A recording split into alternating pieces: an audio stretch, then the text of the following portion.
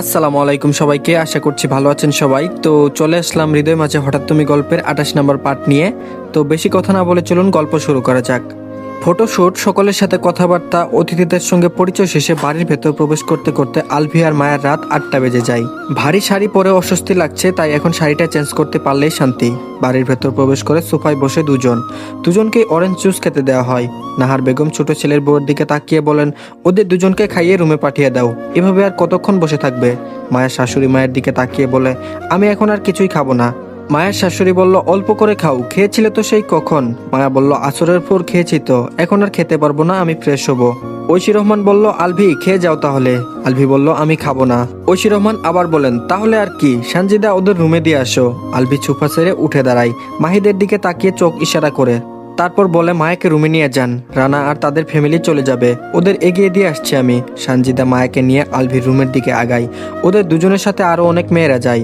আলভি মাহিদ আর বন্ধুদের সাথে বাড়ির বাইরে বেরিয়ে আসে। দুই বন্ধুকে বলে, আগামীকাল তাড়াতাড়ি চলে আসিস কিন্তু। বন্ধুগুলো বলল, আসবো, আর বলতে হবে না, আসছি আমরা, শুভরাত বন্ধু। তাদের কথা শুনে হেসে ওঠে চারজন। তাজ আর রানা বেরিয়ে যায় নিজের ফ্যামিলি নিয়ে। আলভি মাহিদ আর রিমনকে নিয়ে কাজিনদের দিকে এগিয়ে যায়। রুমে এসে মায়ের হিজাব খুলে দেয় সানজিদা, চুলগুলো ব্রাশ করে খোপা করে বেঁধে দেয়। তারপর খোপার ভাজে ভাজে টাটকা সাদা গোলাপ ফুল গুজে দেয়। সুজা সিথির মাঝখানে টিকলি পরিয়ে দেয়, কানে বড় বড় কানের দুল, গলায় হার পরিয়ে দেয়। দুপাট্টা দিয়ে লম্বা করে ঘুমটা টেনে দিয়ে মায়াকে ফুল সজ্জিত বেডের মাঝখানে বসিয়ে দেয়। সবকিছু ঠিক করে রেখে রুমের চারদিকে সাজিয়ে রাখা ক্যান্ডেলগুলো জ্বালিয়ে দেয়। ডিম লাইট অন করে বড় লাইট অফ করে দেয়। তারপর সবাইকে নিয়ে রুম থেকে বেরিয়ে বাইরের ডোর লক করে দেয়। নিচে যেতে যেতে আলভির ফোনে মেসেজ পাঠায়, সব ডান। আলভি সকলের কাছ থেকে বিদায় নিয়ে বাড়ির ভেতর দিকে এগিয়ে যায়। ওর পেছন পেছন কাজিনগুলোও আগায়। পাশের ঘরের সামনে আসতেই দেখে ডোরের সামনে ভিড় জমিয়ে দাঁড়িয়ে আছে মেয়েরা। আলভি কপাল ভ্রুকুচকে তাকিয়ে বলে, সবাই এখানে দাঁড়িয়ে আছো কেন? সকলের পক্ষ থেকে শীতল বলে, বাসর ঘরে টাকা না দিলে ভেতরে প্রবেশ করতে পারবে না। আলভি বলল, মামা বাড়ির আবদার, বাসর ঘরে টাকা দেবে মেয়ে বাড়ির মানুষ, আমি কেন দেব? শীতল বলল, তো মেয়ে বাড়ির মানুষ কোথায়? আলভি বলল, তুমিই তো মেয়ে বাড়ির মানুষ। শীতল বলল, একদম না, আমি ছেলে পক্ষের মানুষ। আলভি বলল, তাহলে মেয়ের ভাই নয়তো ভাবির কাছে যাও। মাহিদ সকলের ভিড় ঠেলে পেছন দিকে যেতে যেতে বলে, মেয়ের ছোট ভাইরা সারাদিন দৌড়াদৌড়ি করে অসুস্থ হয়ে পিজি হসপিটালে ভর্তি। বলতে বলতে নিজের রুমে ঢুকে ডোর লক করে বেডে শুয়ে পড়ে। শীতল বলল, মেয়ের ছোট ভাই হসপিটালে ভর্তি আছে, তাই দয়া করে আপনারা সবাই আসুন। মেয়েগুলো বলল, মেয়ের ছোট ভাই অসুস্থ হলেও মেয়ের ভাই সুস্থ সবল আছে এখনো। শীতল বলল, আস্তাগফিরুল্লাহ, মেয়ের মেজ ভাই গত 13 বছর আগেই ইহজগৎ ছেড়ে পরলোক গমন করেছে, যে বেঁচে আছে সে জলজ্যান্ত হাজবেন্ড। শীতল বলল, মেয়ের হাজবেন্ডই টাকা দেবে এখন, নয়তো বাসর ঘরে প্রবেশ নিষিদ্ধ। আলভি বলল, বাসর ঘর আমার নিজের টাকায় সাজিয়েছি, তাহলে তোমাদের টাকা দেবো কেন? তোমরা সাজালে না হয় তোমাদের টাকা দিতাম। শীতল বলল, বউকে রুমে এনে আমরাও কষ্ট করে রুমের দরজায় তালা ঝুলিয়েছি, টাকা ছাড়া এই তালা এই জন্মে খোলা হবে না। আলভি বলল, কোন দেশে বিয়ে করতে আসলাম রে ভাই, যেখানে যাই সেখানেই দাবি টাকা দিতে হবে, এত টাকা আমি কোথায় পাবো? শীতল বলল, এতগুলো বছর জার্মানিতে কি করেছো? আলভি বলল, সুখ পালন করেছি। শীতল বলল, কিসের সুখ? আলভি বলল, সে মেলা কাহিনী, এই কাহিনী বলতে বলতে আমার বাসর রাত শেষ হয়ে বাসি রাত চলে আসবে। শীতল বলল, টাকা না দিলে বাসি রাতই পালন করতে হবে। আলভি বলল, আমার কাছে টাকা নেই, সত্যি সত্যি, এই যে দেখো, বলে নিজের শেরওয়ানির 2 পকেট দেখাই। নাদিরা বলে, 1 লক্ষ টাকা দিয়ে বাসর ঘরে প্রবেশ করতে হবে, নয়তো বাসর রাত সত্যি সত্যি বাসি রাতে পরিণত হবে। আলভি বলল, সবগুলো আমার মির্জাফর বাপের অনুসারী, সবগুলো বোধহয় এক জায়গায় মাটি দিয়ে তৈরি, সবসময় আমার মতো একটা নিষ্পাপ ভোলাভালা ইনোসেন্ট ছেলেকে ব্ল্যাকমেইল করে। আলভির কথা বলার ধরন দেখে সবাই হাসতে হাসতে শেষ। শীতল নিজেকে সামলে নিয়ে বলে, ভাইয়া টাকা দিয়ে দাও, আমরা চলে যাই। তারপর বলল, আমার কাছে তো টাকা নেই। শীতল বলল, কারো কাছ থেকে ধার করে আনো। আলভি বলল, আচ্ছা 10 মিনিট সময় দাও। শীতল বলল, আচ্ছা। আলভি নিচে নেমে আসে। একটু পরেই রিমন আর নাজিমকে খুঁজে নিয়ে আসে। ওদের দুজনকে সিঁড়ির কাছে দাঁড় করিয়ে রেখে নিজের রুমের সামনে এসে দাঁড়ায়। শীতল বলল, টাকা কই? আলভি বলল, টাকা ওদের দুজনের কাছে, তোমরা সবাই ওদের দুজনের কাছে গেলেই টাকা পাবে। শীতল বলল, মিথ্যা কথা বলছো তুমি। আলভি বলল, 100% সত্যি কথা বলছি আমি, বিশ্বাস না হলে ওদের জিজ্ঞেস করো ওদের কাছে টাকা আছে কিনা। নাদিরা ভাইয়ের দিকে তাকিয়ে বলে, তোমার কাছে টাকা আছে? রিমন বলল, হ্যাঁ। তারপর নাদিরা বলল, কোথায়, আমাদের দেখাও, নয়তো আমরা বিশ্বাস করি না। দুজনেই নিজেদের পকেট থেকে 2টো টাকার বান্ডিল বের করে সবাইকে দেখায়। 1000 টাকার বান্ডিল স্পষ্ট দেখা যাচ্ছে। আলভি সকলের দিকে তাকিয়ে বলে, বিশ্বাস হয়েছে তো আমার কথা, এখন ওদের দুজনের কাছে যাও, ওরা তোমাদেরকে সকল টাকা বুঝিয়ে দেবে।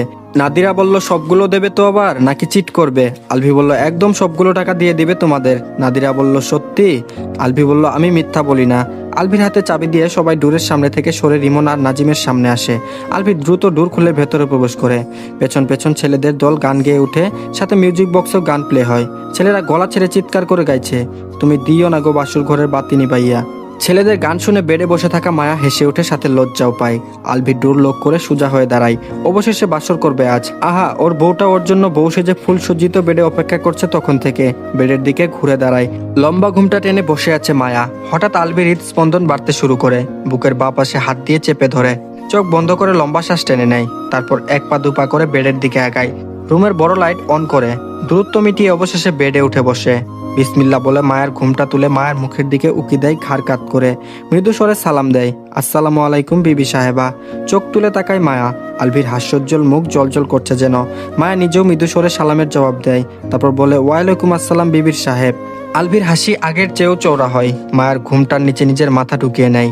তারপর চোখ রাখে মায়ের চোখে, এক দৃষ্টিতে তাকিয়ে থেকে বলে, বাকি জীবন এভাবেই পার হয়ে যাক, সময় এখানেই থেমে যাক, আমি অনন্তকাল তোমাকে এভাবেই দেখতে থাকি। মায়া কিছু না বলে আলভির চোখের দিকে তাকিয়ে রইল। আলভি মায়ের দুই চোখের পাতায় সযত্নে আলতো চুমু খায়, টিকলিটা সরিয়ে ললাটে অধর ছোঁয়ায়। তারপর বেড থেকে নেমে দাঁড়ায়। মায়ের হৃদস্পন্দন বেড়ে গেছে। আলভি ওর কাছাকাছি আসলেই ওর কেমন যেন হয়। মায়ের এক হাত ধরে বলে, কষ্ট করে একটু নিচে নামুন মায়া রানী। মায়া বেড থেকে নেমে দাঁড়ায়। আলভি একটু দূরে দাঁড়িয়ে মায়াকে দেখতে থাকে। মায়া নিজেও আলভির দিকে তাকিয়ে থাকে। আলভি ড্রেসিং টেবিলের ড্রয়ার থেকে নিজের ক্যামেরা বের করে মায়াকে ফুলসজ্জিত বেডের সামনে দাঁড় করায়। দুপাট্টা মায়ের দুই হাতে দিয়ে উঁচু করে ধরায়। তারপর নিজে দাঁড়ায় মায়ের থেকে কিছুটা দূরে। আলভি বলল, হাসি দাও আলভির রানী। মায়া হাসে। পরপর কয়েকবার ক্যামেরায় ক্লিক হয়। তারপর বলল, নতুন পুজ দাও সাহেবার বিবি। ঘুরে ফিরে অনেকগুলো পুজ দেয় মায়া। আলভি আবার মায়াকে বেডে বসায়। মায়ের শাড়ি চারদিকে গোল করে ছড়িয়ে দেয়। দুপাট্টা খুলে দিয়ে মায়াকে উপরের দিকে তাকাতে বলে। মায়া উপরের দিকে তাকায়। বেডের উপর দাঁড়িয়ে মায়ার ফটো তুলে আলভি। এই ফটোগুলো সবচেয়ে বেশি সুন্দর হয়েছে। মায়ার পার্সোনাল ফটোগ্রাফার আলভি। ফটো তোলা শেষ হলে মায়াকে বেড থেকে নামায় আবার। মায়া আলভির মুখের দিকে তাকিয়ে বলে, এসব এখন খুলি? তারপর বলল, হ্যাঁ আসো আমি খুলে দিচ্ছি। মায়া টুলের উপর বসে। আলভি আগে জুয়েলারিগুলো সব খুলে দেয়। তারপর খোপায় লাগানো ফুলগুলো, শাড়ি, সেফটিপিনগুলো একটা একটা করে খুলে দেয়। ভারী শাড়িটা নিজেই খুলে নিয়ে সোফার উপর রাখে। লজ্জায় দুমড়ে মুচড়ে যাচ্ছে মায়া। আলভি আলমারি থেকে হালকা শাড়ি বের করতে বলে। আলভি বলল, এমন লজ্জা পাচ্ছ মনে হচ্ছে আজকে আমাকে প্রথম দেখলে, অথচ আমি তোমার 13 বছরের পুরনো স্বামী। মায়া বলল, তুমি নির্লজ্জ বলে কি আমিও নির্লজ্জ নাকি? আলভি বলল, এইটুকু শরীরে এত শরম লজ্জা কোথায় স্টক করে রেখেছো, দেখি একটু। বলেই মায়ার হাত ধরে। মায়া আলভির হাত থেকে থাবা দিয়ে শাড়িটা নিয়ে দ্রুত ওয়াশরুমে প্রবেশ করে। আলভি ওয়াশরুমের দিকে তাকিয়ে বলে, যা বাবা, দেখতেও দিল না লজ্জা শরম কোথায় স্টক করে রেখেছো। 1 ঘন্টার মধ্যেই ওই লজ্জা শরম স্টক আউট করতে হবে। কথা বলতে বলতে ড্রেসিং টেবিলের সামনে এসে দাঁড়ায়। শেরওয়ানি খুলে রেখে দেয়। কোমরের টাওয়েল পেঁচিয়ে শেরওয়ানির পায়জামাটা খুলে নর্মাল ট্রাউজার পরে নেয়। গায়ে জড়ায় নতুন একটা শুভ্রা রঙা পাঞ্জাবি। সাদা ড্রেস পরতে আলভির একটু বেশিই ভালো লাগে। শাড়ি পরে মেকআপ রিমুভ করে ফ্রেশ হয়ে অজু করে বেরিয়ে আসে মায়া। আলভি নিজে ওয়াশরুমে প্রবেশ করে 5 মিনিটেই আবার বেরিয়ে আসে। হাত মুখ মুছে নিজের গায়ের সাথে মায়ের গায়ের আতর দিয়ে দেয়। আগে পিঠে করে জায়নামাজ বিছিয়ে দেয় মায়া। আলভির সামনে দাঁড়ায়, পেছনে দাঁড়ায় মায়া। 2 রাকাত নফল নামাজ আদায় করে উঠে দাঁড়ায় দুজনেই। জায়নামাজ ভাঁজ করে তুলে রাখে আলভি। মায়াকে বেডে গিয়ে বসতে বলে নিজের গায়ের পাঞ্জাবি খুলে রাখে। আলমারির ভেতর থেকে ছোট একটা বক্স বের করে উদাম গায়ে মায়ের কাছে এগিয়ে আসে। বড় লাইট অফ করে বেডে উঠে বসে। ডিম লাইট আর ক্যান্ডেলের লাল নীল আলোতে মায়ের মুখশ্রী আরো মায়াময় হয়ে উঠেছে। বক্সটা মায়ের হাতে তুলে দেয় আলভি। তারপর মায়া বলল, কি আছে বক্সের ভেতর? আলভি বলল, খুলে দেখো। আলভির দিক থেকে দৃষ্টি সরিয়ে বক্সের দিকে দৃষ্টি দেয় আবার। বক্সের উপর ঢাকনাটা খুলতেই বক্সের ভেতর লাইট জ্বলে ওঠে। লাইটের আলোয় মায়ের চোখ মুখ আরো জলজল হয়ে ওঠে। এই মুহূর্তটা পুরো স্বপ্নের মতো লাগছে মায়ের কাছে। বক্সের ভেতর থাকা আংটিটা বের করে মায়ের আঙ্গুলে পরিয়ে দেয় আলভি। তারপর হাতের উল্টো পিঠে চুমু খায়। ট্রাউজারের পকেট হাতড়ে স্বর্ণের চেনটা বের করে চেনটাও নিজের পরিয়ে দেয় মায়ের গলায়।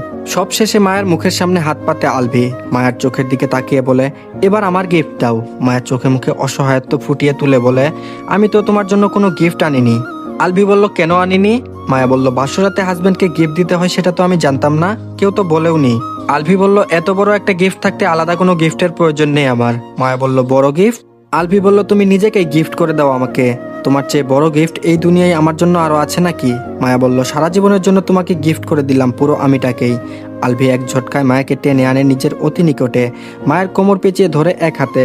মায়ের ঘাড়ে মুখ গুজে আলতো চুমু খেয়ে বলে, গিফট অ্যাকসেপ্ট করে নিলাম অনন্তকালের জন্য।